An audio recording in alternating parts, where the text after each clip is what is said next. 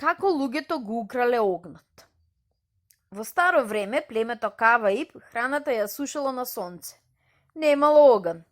Еднаш водечот на племето, мудриот и снаодлив Баира, тргнал во шумата да изведе некоја своја мајсторија.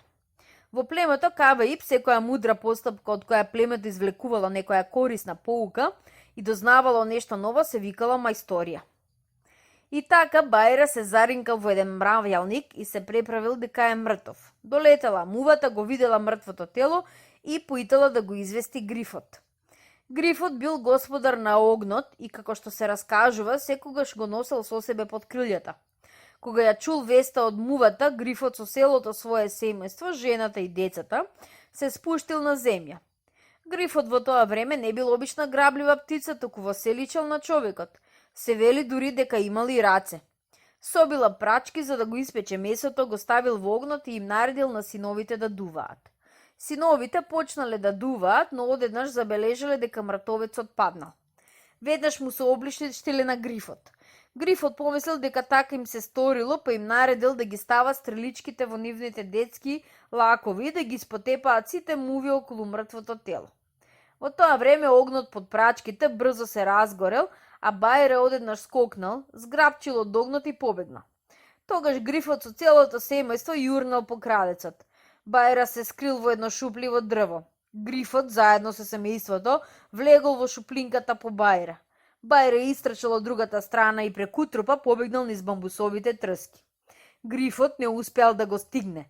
Баира ја претрчал шумичката и излегол на брегот на една голема река. На другата страна, на брегот го чекале луѓето од племето Каваиб.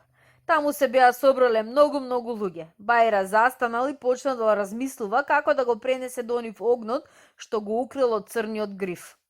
Тој ја викнал водната змија и го ставил огнот на грб и ја пуштил кон другиот брег кај своите луѓе. Змијата како стрела јурнала на другата страна, но на средината на реката таа не издржала и пцовисала од изгорениците. Баира зел камбито и долг стап со куќачка на едниот крај, со кој често се служиле неговите луѓе и го привлекол огнот до себе. Потоа една по друга прашал уште неколку змии, но сите тие кон средината на реката пцовисувале. Ниедна од нив не го издржала усвитениот огнен товар. Баира на секоја го враќаше огнот со комбито до својот брег. Тогаш тој фати еден рак и му го стави огнот на грб.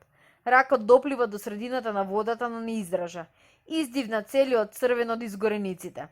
Баира повторно го прилече огнот до својот брег. Фати една краба и го стави огнот на грбот. Таа доплива до средината на реката, но се изгори и таа загина како ракот пред тоа. Баира го довлечка огнот кој себе и овој пат го стави на грбот на водната кокошка. Брзата водна кокошка доплива до средината на водата, но и таа изгоре.